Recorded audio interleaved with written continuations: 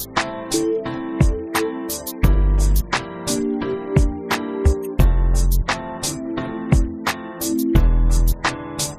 name is heaven, my name is hell, my name is good, my name is bad, my name is beautiful, my name is wonderful, my name is destiny, ecstasy.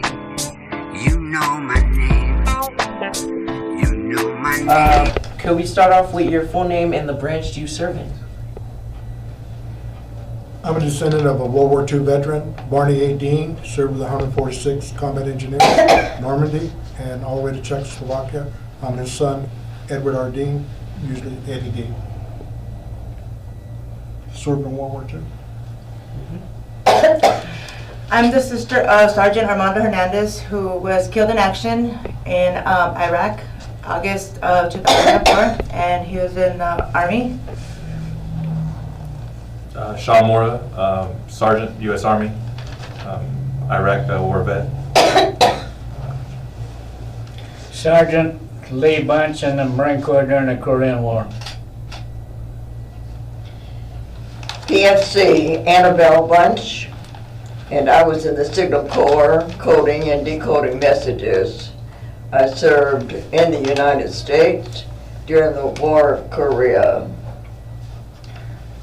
Now, did you guys, did you always wanted to go into the armed forces? Back when Vietnam was on, the U.S. government gave me an automatic student deferment, which I never asked for, so when I finished school I got drafted. But they found some medical issues, and I went back 4 times, and they wouldn't pass me. Vietnam was being escalated, so all I could do was be a support group to veterans and other organizations. Well, when my brother was little, he loved playing with his G.I. Joes.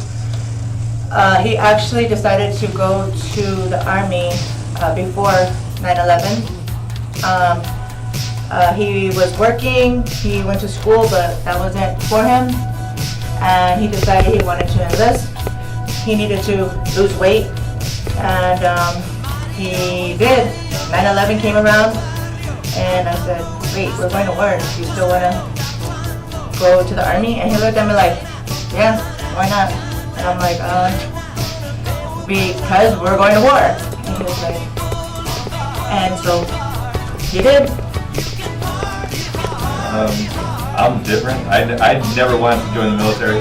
My family was all about the military, and I said, no, I'm never going to go. I was working, I thought I was the man, and then I realized how much bills actually cost and not having an actual career. So I said, join the military, at least try to find a career. And didn't know I was going to walk into 9 years active and then 3 years in reserves after that. Didn't know I was going to do that. No plan. Well, I got tired of my mom marrying ex-convicts, so I quit school in the 11th or 12th grade. I don't really remember. 17 years old, I joined and took the papers home in April. She said she wasn't going to sign. I said, that's fine, I'll be 18 in June. So she signed. I graduated from Marine Corps boot camp on my 18th birthday. Yes, and I'm Annabelle Bunch, and I have something that I've written here, and if I could just read that. We've been invited an honor to extend the thoughts of our country as a soldier who has served our country, myself in the Women's Army Corps, and my husband as a Marine. And I'm sure he'll not let you forget. Which conflict were you in, and how many tours did you serve? My dad joined the Army and then was tested and went into combat engineers into Oklahoma, and from there to Texas. So he served in the combat engineers, the 146th, and went over to Dover, England, trained under the commandos, the British commandos, and they helped map out some of the Normandy coastline for the invasion. Later he would be with his unit to in the invasion of Normandy. So he was a combat engineer in World War II. My brother was stationed in Germany for 2 years before he was deployed to Iraq. And he was in Iraq for 6 months before he was killed in action. I was in Iraq for the invasion out of Fort Hood, Texas. I was a tanker, an armor guy. So. I was cleared by the FBI to go to my first duty station, and you were left there of your whole enlistment unless you screwed up.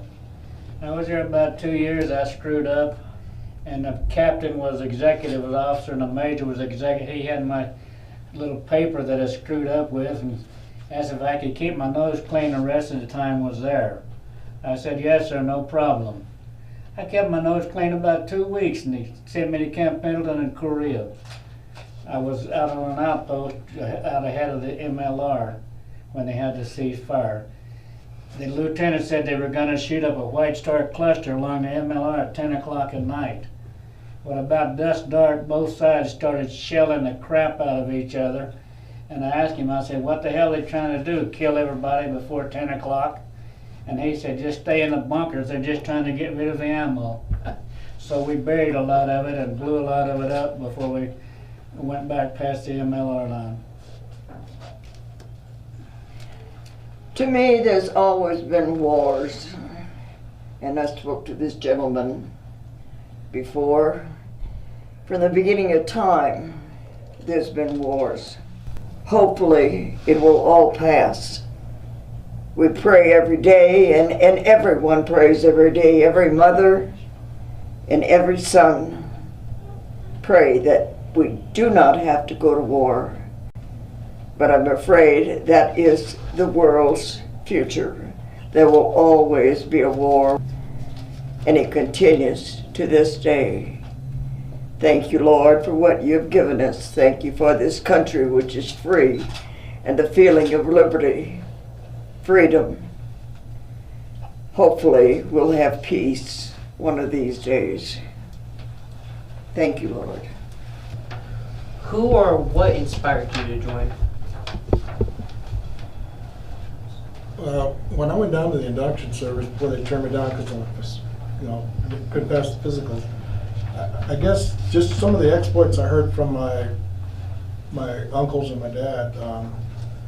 You're young, so you hear about some of the things they did when they were young, but in reality, why I would have served was because I think it was the honorable thing to do that young people should do. I'm trying to remember where my brother got the idea of joining the military, because he already had graduated from high school. He enrolled at BBC, and he was working, shipping and receiving at a company down the hill. But I guess working that job and going to school wasn't for him. He really wasn't, into school. So I'm not sure where or what, but he decided that he wanted to make something. He wanted to make something out of his life, and he's the only son, the only boy. He has me, older sister, and a younger sister, and my mom. So he was going to be, the man of the house and take care of his family. And for him, that was, the Army. He went in first to try to be a Marine, but he had some legal issues. He was on probation, and Marines wouldn't take him because he's on probation. So he went into the Army. The Army decided to write the judge a letter saying that they would take him into the Army if the judge released him from probation. So the judge released him from probation, and there we have it. That's how bad he wanted to do something with his life and make more money. Yeah, I was a skinny guy. I mean, I had a job, but I was like this. I can't believe I could probably get blown away with the wind. My grandfather was a World War II vet. He was a tanker in the Army, and I used to always say, well, if that little guy can do it, heck, I can do it too. So I looked at the Marines and I said, heck no, that's not going to happen, not for me. And I looked at the Navy and stuff, and I was like, well, I'm not going to get made fun of. And I said, I'll just do, my grandpa did it, I can do it. So I just joined the Army, and, he was a tanker, so I became a tanker. I'll have to give credit to my older brother. When he was 16, he joined the Naval Reserves and took a cruise out of New Orleans. When he graduated from high school in '49, he joined the Marine Corps for 3 years. During the Korean War, they kept him over 6 months, what they call COG, convenience of the government. He should have got out in August of '52. He got out in February of '53. After he got out, he went to the University of Arkansas, got in the Marine Corps Reserves and the ROTC, which I assume is the Army.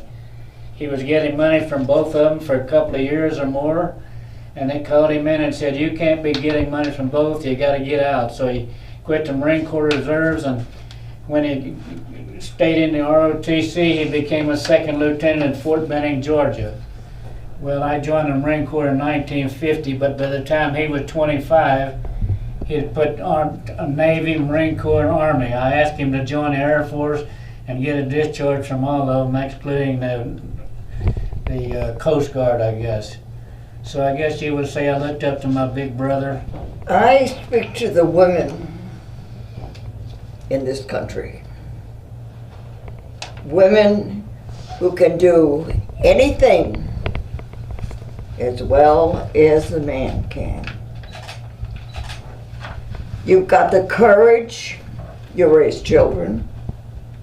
You've got the courage there, and you do your best to raise your children. You have the courage to stand up for what's right. You have the courage to go into the military, which in my generation was not very popular. But you also have the advantage, whether you join the Marines, the Waves, the WACs, any part of the service, you have this advantage. You not only have the advantage of serving your country, but I speak to the women who take care of a lot of things. Take care of your country. Serve. Out of everything you were taught during your training, what did you see yourself constantly relying on throughout the war? Well, because I didn't serve, but my dad being a combat engineer taught us everything probably that he shouldn't have taught us. So by the time I'm 15, we were doing survival, and nobody knew we came or went. But one of the things he said, it wasn't to stay invisible, it was to be able to survive in case something happened, because he also knew that World War II did not end the conflicts. We're in 1960, and since then we got the Bay of Pigs. We still have the conflicts, wars, rumors of wars. So learning from my dad's skills that I think every basic American should learn was a benefit my dad learned when he was young. My grandfather passed when he was 12. So the Army and the combat engineer units he was with became their brothers and his father. Training compared to war, it's kind of a joke. I think you learn in your training initially before that don't go to sleep, try to stay awake. Everything goes out the window. War is completely different. Nothing you're ever prepared for. Yeah, you do all your basic soldiering, but it's way different. There's nothing that you can fall back on from training and say, well, I remember that and I did that. No, everything's just different. Everything is kind of, shoot at the hip, do what you're told. Make sure you take care of your guys and your guys take care of you. That's really all it's about.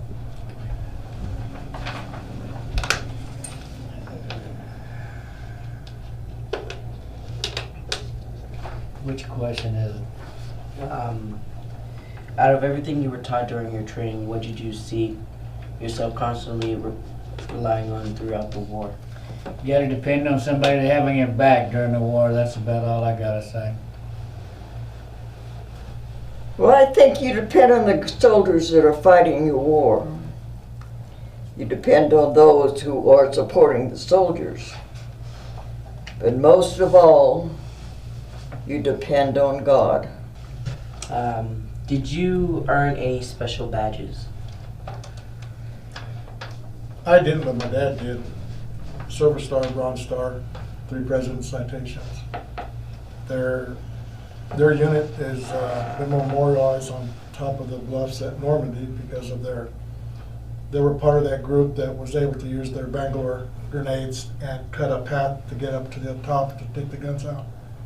So I remember the day he died. After he died, nobody knew about what he had done in the service. So I went to the VA here in Victorville, and they looked it up on the computer, and the soldier stood up and saluted me. And I'm just a dependent, okay, so I've never served, but I didn't know what he actually done. And then he says, I should be saluting you, and we should be asking what can we do for you. So I didn't understand, so they sent me to where he was a veteran, registered in the Imperial Valley. I'd like to read something that the commander wrote.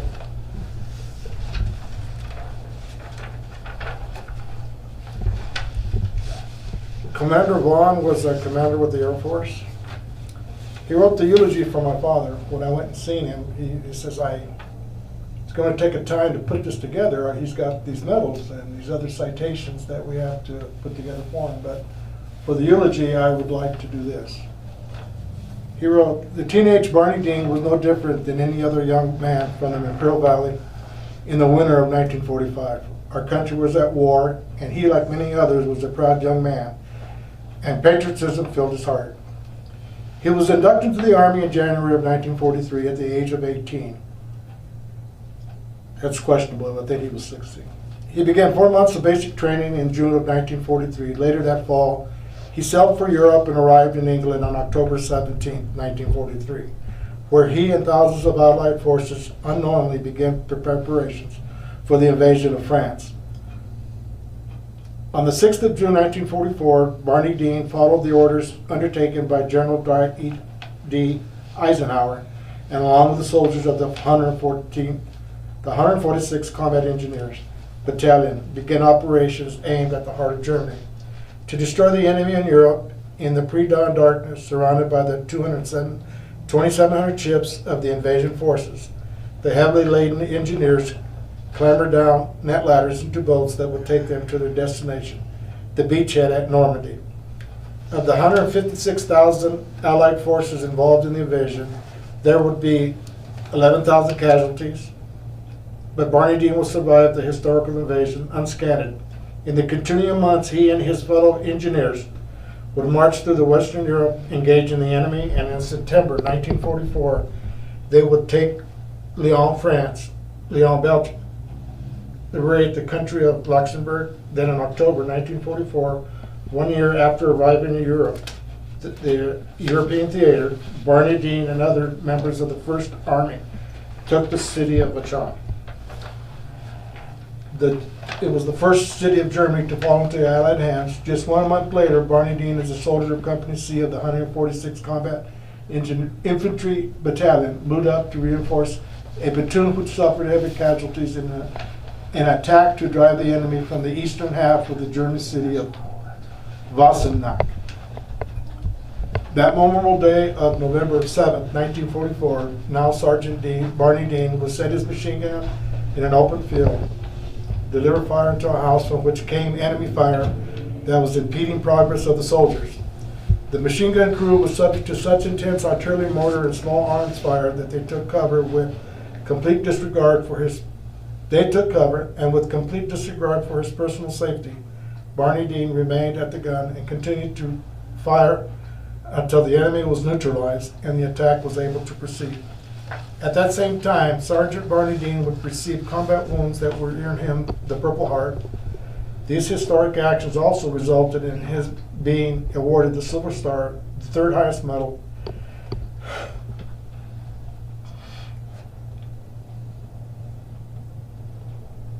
God bless you. To be awarded to a soldier in combat against the enemy.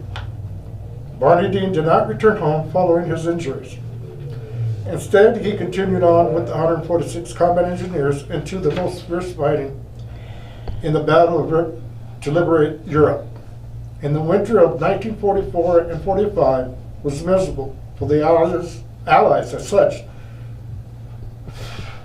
There were over 76,000 casualties in the fight for the Ardennes Force, otherwise known as the infamous Battle of the Bulge. The Allies were now closing the gap on Hitler, and the Germans field marshals were well aware. The Army of the United States, that if the Allies crossed the Roer River and moved on to the Rhine River and the bridge at Remagen, the entry of the Allies into the heart of Germany and the loss of the war would be inevitable. The Roer River, my dad received his Bronze Stars because they flooded the Rhine. The bridge at Remagen was the Luftwaffe bridge. He was a combat engineer, demolition team that actually stripped the bombs from that bridge so that we could cross into the Rhine. The Allied generals also knew critical that it was to get Allied forces across the strategic river. Sergeant Dean and his 146 combat engineers were tasked to monitor the flood levels of the Roer River crossing beginning on February 14, 1945, and report back when the river was safe for crossing. Dean and the others faced direct enemy observation, exposure to the continuous small fire, arms fire, mortar and artillery fire, and constant interruptions of communications until on March 8th, when they reported it was safe for the Allies to cross the River Roer and move on to the Rhine, and later to the bridge at Remagen. For these historical efforts, Sergeant Dean was awarded the Bronze Star, and it was clear that most of the Germany was taken by the Western Allies, specifically due to the defeat of the Germans west of the Rhine River. Then just 6 weeks after the Rhine River crossing, the war in Europe was over. The entire effort at the Ardennes, the Battle of the Bulge, and the rivers crossing leading into the victory into Europe is properly chronicled in the book, One More River to Cross, written by Peter Allen and published in 1980. The 20-year-old Sergeant Barney Dean arrived back in the United States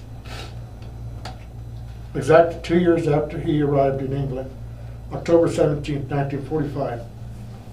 He served 2 years, 9 months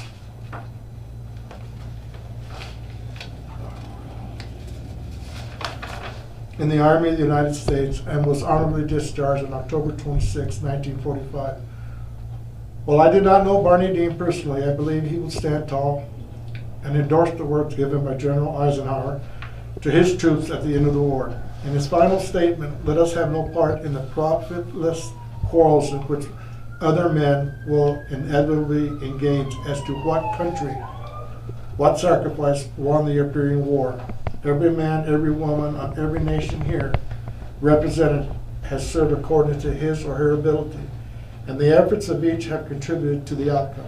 Thus we shall remember, and in doing so we shall be revering each honored grave and sending comfort to those loved ones or comrades who could not live to see this day. For this, I believe, was the way of Sergeant Barney Dean to his family. He was a hero, and to his valley, and to this valley, we will remember him as such.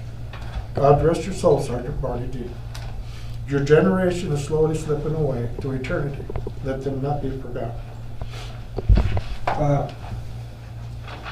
My dad landed in Miami on September 11, 1945. So history has a connection to our family. My brother received several different medals and awards, the Bronze Star and the Purple Heart, and I can't remember what the other one's called right now, but he did receive several. For Iraq itself, I was awarded the Army Commendation Medal, Presidential Citation, Combat Action Badge. That's really it. Oh, and Global War on Terrorism and Iraq campaigns. I got the, my best ribbon, I guess, or ribbon, because I didn't have a medal for it, was Combat Action. And then the Navy Commendation and the Good Conduct Award. That's all. She got the Good Conduct and National Defense Ribbon, one medal.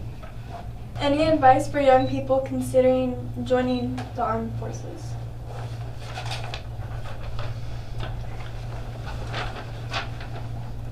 It's our duty.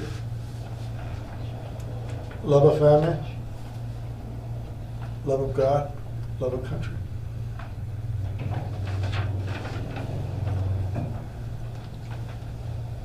What was the question? Do you have any advice for young people who are thinking about joining the armed services? Last one.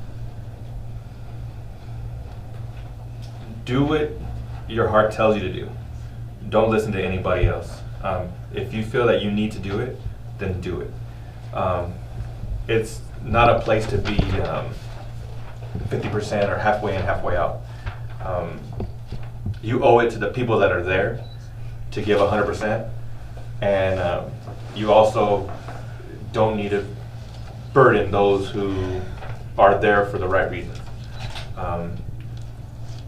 If you truly, like, in your heart want to do it, you need to do it.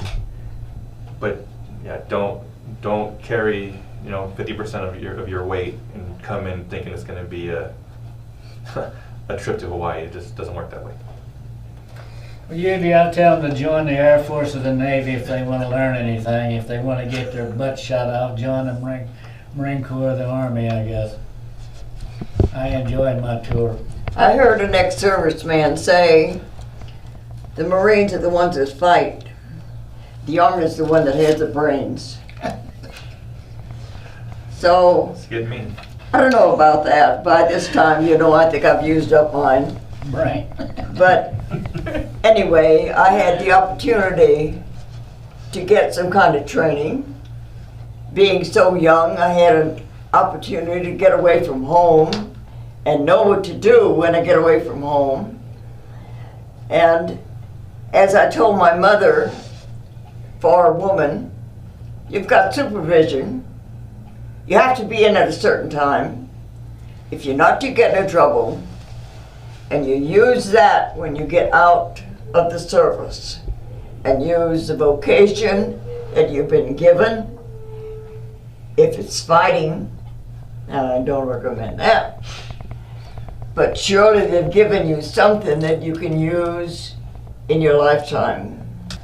Well, we really are thankful for you guys letting us interview you. All of Shadow Ridge School would like to thank you for your service for our country. Your sacrifice has allowed us to be here today and enjoy the freedom you risked your life for. I'd like to thank this young man because I love your shirt. What does it say? I love your shirt. Raise the novena, what does It it say? says, thank me, thank my brothers who never made it. Ah, yeah.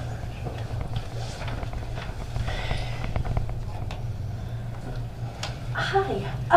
I would like to thank all of you, and if I could come and shake all of your hands, because it's such a pleasure to be in all of your presence and to be having interviewed and directed all of this. So to please, hi, hello. Hi, hello.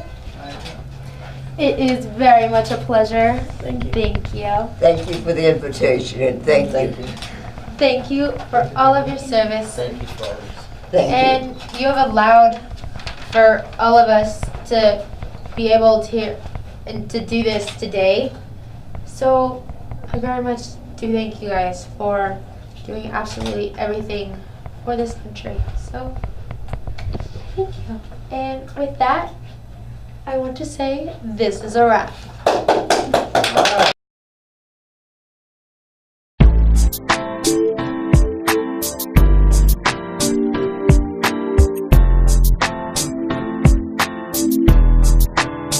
My name is heaven. My name is hell. My name is good. My name is bad. My name is beautiful. My name is wonderful. My name is destiny. Ecstasy.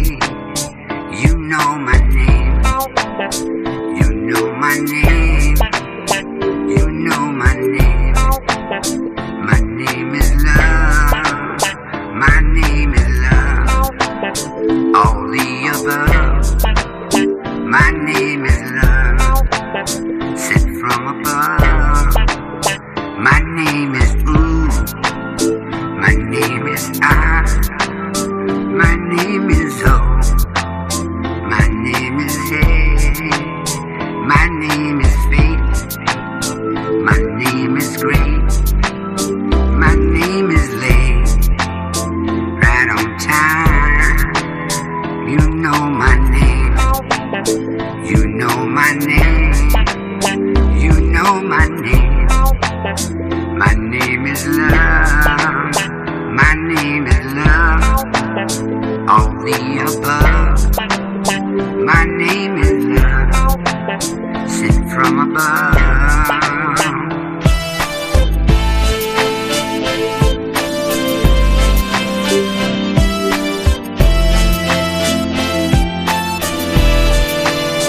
My name is Ooh.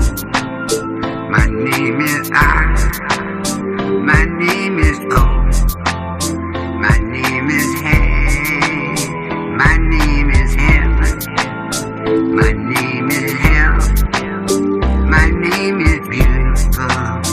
My name is Wonderful. You know my name. You know my name. You know my name. You know my name. My name is Love. All the above. My name is Love. You know, sent from up above.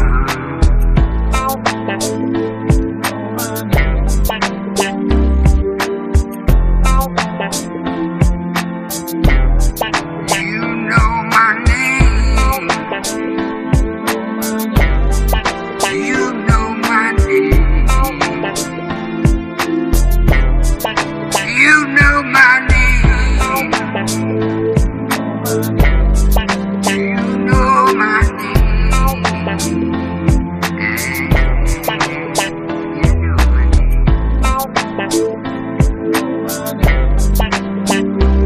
At the time of the Battle of Korea, we both served. He on active duty and myself in the Signal Corps, stateside. The Battle of Korea on stateside or in active duty was a little difference. When you have the feeling fighting or sitting in an office, the heartfelt feeling for the right to uphold the words of your country.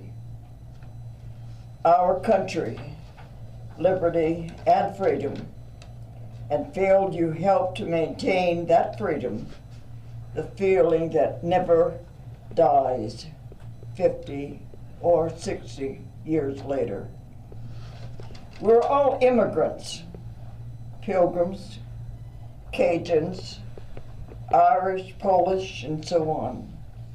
We should not forget the Native Americans who taught the new people how to survive for food, hunting, and fishing in different ways and in different parts of the country. Whatever we be or whatever color, race, we have the sincere feeling to protect what is ours, to share, like the Native Americans, what we feel is right.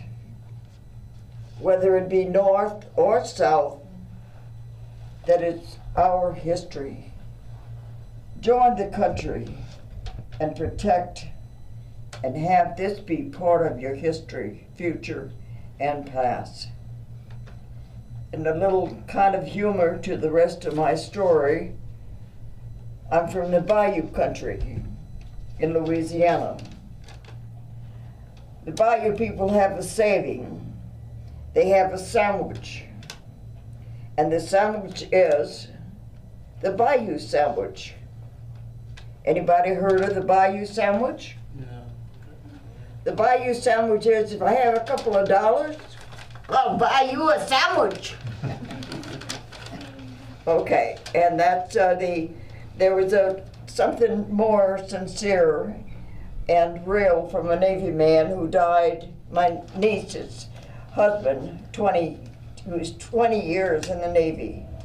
And he wrote poetry and books. And he had poetry, a poem that he wrote, which I forgot at home. It's called Retribution, and it was about a soldier who was 14 years old in the Revolutionary War, and he was there to hold up the flag. And he held up the flag after sound and blast. But at the end, they finally got him down. But when he fell upon a rock. So the flag never touched the ground. And Leon's message to this country and to our people, never let the flag touch the ground.